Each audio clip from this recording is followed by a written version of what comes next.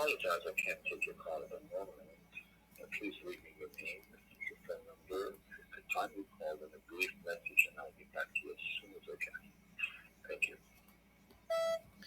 مساء الخير، قصة سام حداد، ومعاك الأستاذ مصطفى أحمد اللي بتصل من أمريكا.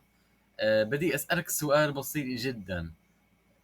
يعني هل هناك دليل خارج الكتاب المقدس على قيامة يسوع؟ وإن شاء الله يتواصل معك غدا وببشرة، وربي يبارك.